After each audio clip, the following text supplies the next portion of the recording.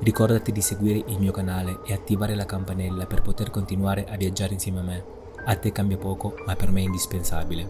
Buona visione.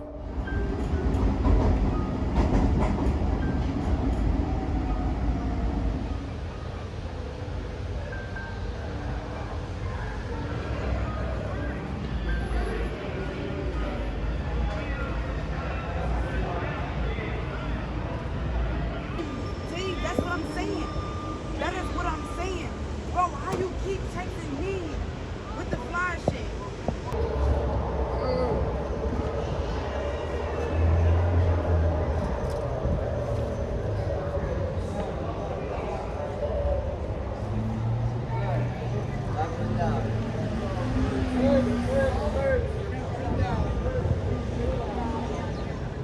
Fentanyl, una droga 50 volte più potente dell'eroina e 100 volte più potente della morfina. Solo 2 mg di questo oppioide sintetico possono essere letali per un essere umano. Il suo abuso è esploso negli ultimi anni, causando più morti tra gli americani di quanti ne abbiano provocati le guerre in Vietnam e Afghanistan. Introdotto negli anni 60 come anestetico, oggi continua a essere utilizzato in ambito medico come sedativo e antidolorifico. Fentanyl, xilazina, eroina, crack sono solo alcune delle sostanze che hanno trasformato questo luogo in un inferno a cielo aperto, il peggiore di tutti gli Stati Uniti d'America. It's just disgusting. Look around. It's disgusting. Look around right there. When Just I was look. growing up, it was never like this. This is all day. Never ever like this. What? When I was growing up, I lived here for I'm oh, 49 really? years old. Yeah, Wow. and I could walk that. Oh, so when you were like kids and teenagers, it was like normal, No, it was shops. Yeah, it was all Shops. stores. all safe. We would come up here get our clothes, our school clothes for the year. Yeah. Oh, okay. Yep. Yep.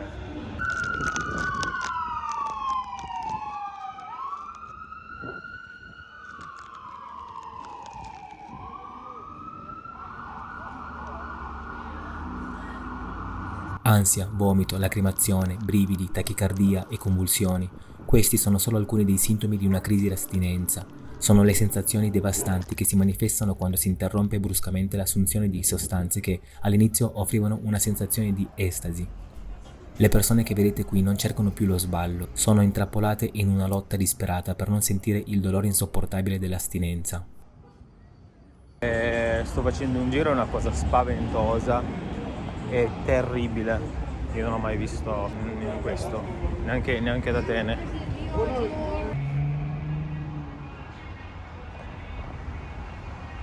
Non ho mai visto in tutta la mia vita così tanti siringhi a terra. I used to live on Willow Street. Yeah, That's in Kensington. It's down here. yeah. Now my daughter's out here. Ah, your daughter. Okay. My middle daughter. And here I just found out that her boyfriend was in a home like because he couldn't walk. Okay. And they went, and I was going to see him every day. And he ended up leaving there and staying with Chanel somewhere, and OD'd. And she always said that if she loses one more person, because her father just died, one more person, she's going to kill herself. Oh, okay. And how's your daughter now? She lives here? She lives out here. Okay. She's 38. Sure, yeah. She's addicted to? Huh? She's addicted or she's Yeah, fine? she's addicted. Very bad. Real bad. Oh, Yeah, she's prostitutes and does drugs. Heavy. oh, okay. You never. I'm off the shit. Oh, really? I've been off it for 35 years now. Oh, damn. But my boyfriend's not, and I left him. Hold on. Yeah, it's bad out here. I never did drugs. I didn't know what the hell I was doing. Yeah. When you start? When I started in 1992, when my brother died. My brother was killed in a motorcycle accident. And Oh shit. I was in abusive. I had 4 kids, and I left. I kept leaving them because my husband at that time was beating and abusing me, Oh shit. and he already put me in a coma. So. Damn. You see her? Oh, okay. She's here. Yeah, that's when she was clean.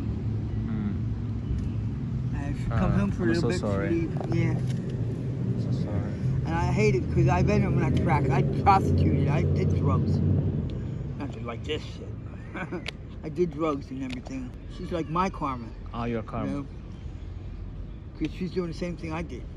Yeah. You know? Do you feel guilty?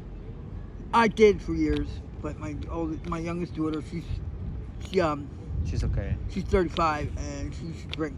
She lost her kids, but she got them all back. Thank God. She never did drugs. Thank God. She said, Oh, "Mom, thank that's God. it. You're done. You're done. Karma's over with." What would you say to your youngest self now if you... Now, Yeah. don't touch this shit out here. No, I when I told you I did acid, my friend of mine went and got angel dust, and I didn't know, and oh my God, I couldn't. My mind was mom, but my body couldn't. And this shit's bad. Yeah. You know, Narcan, whatever that stuff is that you do when you're heroin and you OD, and they bring you back. It won't fix that problem that they're having now. Crack. Yes. Crack, that's what it's called. Oh man, wow, it must be good shit. The guy's skin was off, and you know how your blood travels through your body. You can see blood going through the body and skin. Wow. So man, and that's not bothering him. Thank you. And what time is become dangerous here? Or... It's always dangerous. When nightfall. Notate quelle persone in piedi con il busto piegato in avanti. Questo è l'effetto devastante della zilazina, comunemente conosciuta come trunk. Non si tratta di un oppioide, ma di un anestetico veterinario originariamente sviluppato in Germania negli anni 60 per i cavalli. Grazie al suo costo irrisorio, i trafficanti lo mescolano con droghe comuni come eroina, cocaina e fentanyl per massimizzare i loro profitti. Fumata, iniettata o inalata, la zilazina trasforma le persone in una sorta di zombie, immergendole in uno stato di trance totale.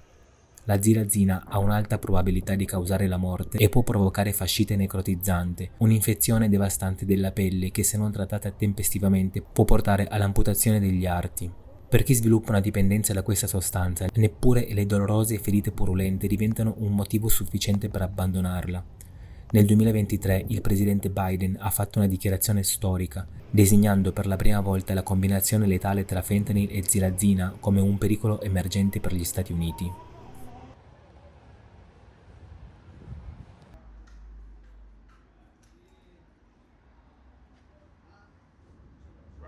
I've seen this neighborhood, beautiful neighborhood, turn to shit. And when? 10 years ago. 10 years ago? They burned all the stores, robbed all the stores. Why? Looting. Police don't do shit. Down here, cop could be parked in a corner, 20 guys rob you, kick your ass. I tell the cop, yo, he's getting robbed. They don't do nothing. Yeah. What you want me to do? Yeah. And I tell the cops, I mean, cops don't do nothing. it's ridiculous. And then half of the cops, they get 22, 24 years old. They went through all these drug dealers. They park it out the car and they do this. What's up, babe? What's up, man? What's up, man? Hey, my man. Yeah. And then you see the girl have a little bag, walks to the car, drops the bag in the car, Oh, shit. and walks away. They park right here. And they watch them sell drugs. Yeah. Go to the pizza place, Mm-hmm. order something to eat. They're gonna tell you we don't have no food. Yeah. And you go, can I get a cup of ice? We don't have no ice. Have you ever seen a pizza place? Come over here. No phone number. Oh, yes. Where's the phone number? Yeah. Walk in there, there's about 30 drug dealers in the back with a slot machine. Walk in there and tell them, go like this. Can I get a slice of pizza? We don't have no pizza. Can I get a whole meat? We don't have whole meat. What do you sell? They open at 6 o'clock in the morning and close at 2 o'clock at night. Oh, wow. But they don't sell nothing. Yeah. They got one girl at the register. And like I told her, what the fuck you at the register for? I said, well, if you don't got no food, can I get some drugs? Yeah. And the girl started laughing. Because I know her father. I've been here 45 years. Everybody out here, all drug dealers, they all call me Uncle Flacco. Why you stay here? Huh? Why you still here? I put 3 kids, went to Catholic school. I live in 17th and South Street. Yeah. I got a beautiful place down there, rooftop, everything. You don't see this. Yeah, Down there, sure. I do this. When I walk, people walk the dog, they shit, they pick it up. Oh, yes. You know, No, it's not like this. This is not. This ain't Philadelphia. This is a city in Philadelphia. Yeah. Because like I said, there's no laws here. I have seen Also in murders. the last year 50 murders. 50 wow. Shit. They got kids right now. I can 14 years old. He would tell you, you want somebody dead? Give me $500. 14. This Wow. That's crazy. for $400. Because think about it, he's small. They wear a mask. You're looking for somebody, and he will walk right behind you, shoot you in the head. You drop. Everybody, what the fuck? They see a little kid running, they're not gonna fuck with the little kid. They're gonna think it was somebody else. Più sto qui, più mi rendo conto di quanto sia pericoloso camminare per queste strade.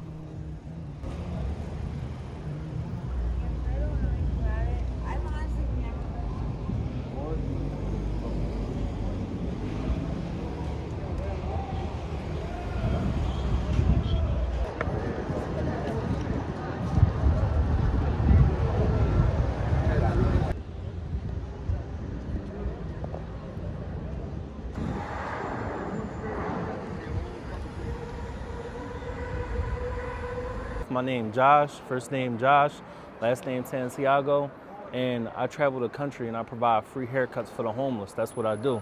Bro, my upbringing was really crazy, especially growing up in Philadelphia. It was extremely crazy. Mom on drugs, dad on drugs, you know, everybody else in my family on drugs, friends on drugs.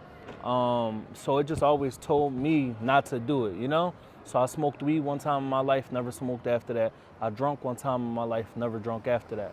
But since the age of 12, I was always in and out of jail from 12 all the way to 24. When I turned 24, I came out of jail and I told myself, let me do something right for the first time. And I enrolled into barber school. And when I enrolled into barber school is what changed my life forever, you know? Obviously, everybody say don't do drugs, right? Everybody say that. But I honestly feel like for the most part, you get individuals that go through certain steps. You get individuals that go through certain things in their life that makes them or forces them to do that, right? So for example, the other day I had a conversation with somebody. She said the first time she ever did drugs was at the age of 9. The first time she did drugs was because she was doing it with her mom, you know? So at the age of 9, she's doing drugs and she's doing a hard drug, something like heroin. I feel like for the most part, she don't know any better, you know? Or never really had a chance, you know? Right now, especially in the Kensington section, it's not, yes, heroin is the #1 drug, but it's not heroin no more, right? We talking about fentanyl, we talking about xylazine, and xylazine is the shit that's putting holes in people's arms and their legs and, you know, shit like that. Like Kensington, it needs a lot of help. We do get a lot of help from like a lot of nonprofit organizations that come down here and feed and do that. Yeah, a lot of people doing good things, you know? I provide free haircuts. Obviously, they don't got to pay for a haircut, so that $5 or $10 that they can spend on their haircut, they obviously spend it on something else. I don't have that mentality, honestly, because I don't care what they do with the money that they make. That's not my problem. I'm just here to provide a service. That's it, you know? But you got certain nonprofit organizations like needle exchanges that do needle exchange, and one needle that you take to them, they give you 10 clean needles, you know? And I love the program because it stops the spread of HIV and hepatitis and stuff like that, diseases. But is that really helping them, you know? So it's just a lot of programs like that, honestly, that feel like they're enabling them, when in all reality, it's like you're helping them. But, you know, it's just mixed emotions about that, you know? Yeah. I would definitely say at times it feels like it's getting worse. And then they try to clean shit up, but then when they started trying to clean stuff up, it really don't work, or the way that they're approaching it doesn't work. Because the majority of the time, what they'll do is they'll kick everybody out from here, right? And this shit'll be cool for like a couple days, but everybody that's here is homeless. So what you think they're gonna do? They're gonna just go right down the street, that's it. Come dice Josh, queste persone sono intrappolate in un circolo vizioso, spietato e devastante, un inferno che molti di loro vivono da una vita intera. C'è chi è scivolato in questo baratro per gioco, chi è stato risucchiato da dinamiche familiari tossiche e chi, in modo tragicamente banale, è diventato vittima di una visita medica superficiale, bloccati in un sistema sanitario inefficiente che ha fallito nel proteggere i più vulnerabili, il sistema americano.